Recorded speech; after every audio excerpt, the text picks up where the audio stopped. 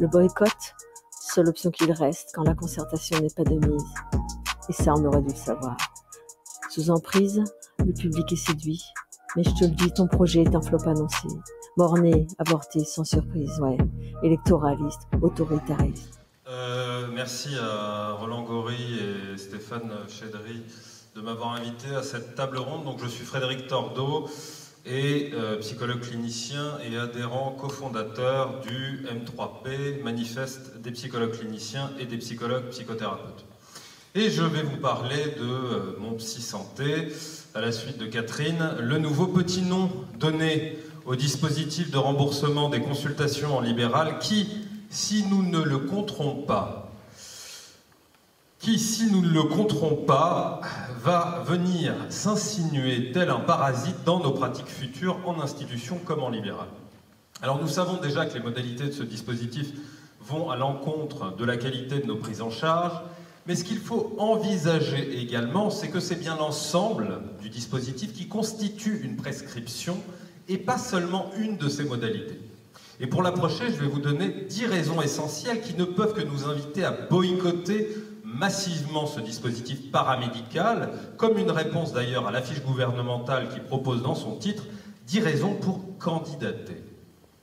Alors premier point, ce dispositif est fait pour un tout petit nombre de patients, parce qu'il est limité dans ses indications aux troubles anxieux et dépressifs d'intensité légère et modérée, qu'est-ce que ça veut dire, et aux addictions légères.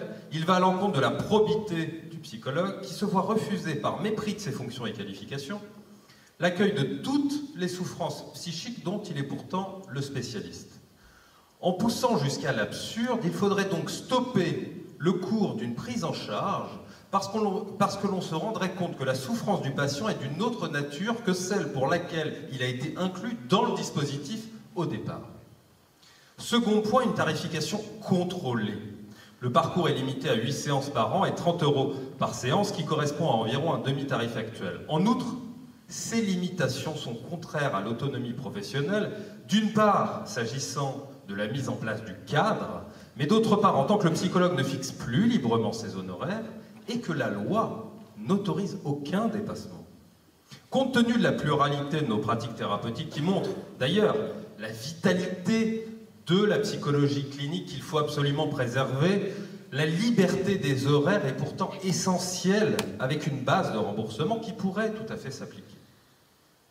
Troisième point, la lourdeur du parcours. Le patient entre dans un parcours de soins coordonnés qui fait du médecin généraliste le pivot du dispositif. Le psychologue se voit octroyer un rôle de praticien des petites souffrances, d'accompagnement psychologique généraliste à spécialisé et sous contrôle. L'accès direct et libre est dans le même temps rompu. Quatrième point, une méconnaissance, car ce dispositif de remboursement dévalorise la profession. Le psychologue fait partie depuis longtemps de l'écosystème du soin psychique, encore mieux affirmé avec la crise pandémique et sanitaire. Au contraire, ce dispositif remet en cause la responsabilité même de ses compétences. Son cadre d'intervention est entouré, sans possibilité de mettre en place un dispositif qui réponde en toute autonomie aux objectifs de son intervention, par exemple le nombre de séances. Cinquièmement, le dispositif renforce les inégalités. Inégalités sociales, seuls les patients les mieux informés entreront dans le dispositif. Inégalité des indications, nous l'avons vu, mais également inégalité territoriale, à la fois pour l'accès aux psychologues limité en nombre par région et pour l'accès aux médecins généralistes prescripteurs. En milieu rural, il faut parfois 1 à 6 mois avant d'obtenir un rendez-vous. Sixièmement, il s'agit d'une évidente paramédicalisation. Le psychologue se retrouve sous la tutelle d'un dispositif paramédical construit et prescrit par le corps médical. Malgré lui, le médecin généraliste se voit attribuer une spécialité en soins psychiques, tandis qu'il n'est pas toujours un facilitateur de ce même soin.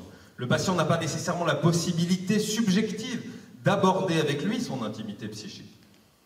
Par ailleurs, faut-il le rappeler, hors parcours coordonné, un spécialiste reste remboursé, de manière moindre que s'il est adressé par un médecin traitant. Au contraire, hors parcours coordonné, le psychologue, quant à lui, ne peut plus recevoir de patients dans le cadre de ce conventionnement. C'est donc bien une prescription, et je vous passe les avantages en cotisation dont nous ne profiterons évidemment pas. Septièmement, le patient ne peut plus faire le choix de son psychologue, limité au seul psychologue conventionné. On pourrait même s'interroger sur la constitutionnalité d'un tel dispositif qui priverait d'un avantage supposé les psychologues non sélectionnés, à diplôme et ou expérience équivalent en psychologie clinique, et qui construirait arbitrairement une inégalité entre les psychologues cliniciens conventionnés et ceux qui ne le sont pas. Huitièmement, il s'agit d'une dévaluation de notre qualification. Le psychologue clinicien psychothérapeute possède un même niveau de compétence en psychopathologie et en évaluation de diagnostic des troubles mentaux que le médecin psychiatre, attesté par le titre de psychothérapeute. De semblables conditions de pratique du soin psychique devraient donc s'appliquer. Au contraire, ici, ces compétences sont niées ou bien écrasées par ce dispositif. Qui pourrait mener, par exemple, une séance de MDR à ces conditions de pratique et de tarification? Neuvièmement, ce dispositif porte une grave atteinte au secret professionnel, qui est une norme déontologique partagée par l'ensemble des psychologues. Dans ce dispositif, nous devons obligatoirement échanger des informations confidentielles avec le médecin généraliste à l'entrée et à la sortie du dispositif. Enfin, et comme on peut l'observer, le dispositif est contraire de bout en bout à notre déontologie, à l'ensemble des principes généraux du Code, ainsi qu'à plusieurs de ses articles, comme le soulignera d'ailleurs la table ronde cet après-midi animée par Élise Marchetti et Alain Abelhauser. Donc, chers collègues, ne nous y trompons pas. C'est bien l'ensemble du dispositif qui est une prescription. C'est un dispositif paramédical, initié, construit et contrôlé par un tiers non psychologue. Aussi, la négociation et la communication en faveur d'un tel dispositif constitue une entorse sans précédent à notre identité professionnelle. Comme je le précisais en introduction, c'est toute la structure du dispositif qui constitue une prescription et non pas seulement une de ses modalités.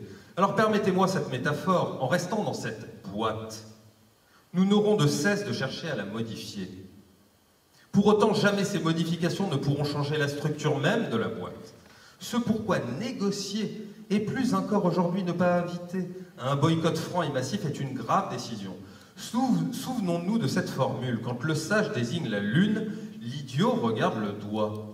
Eh bien, quand le sage désigne la boîte, l'idiot regarde à l'intérieur sans pouvoir jamais en sortir. Cette folle immersion en terrain paramédical constitue un message adressé au pouvoir public sur notre caractère prescriptible, y compris demain par rapport à nos cadres d'exercice, à nos pratiques et à nos orientations cliniques, comme l'a très bien rappelé Catherine. Nous défendons avec le M3P une orientation plurielle des pratiques thérapeutiques dans le respect de toutes celles de nos collègues, car nous croyons à l'approche démocratique et complexe de la réalité psychique, pas de compromis avec le soin psychique. Je vous remercie.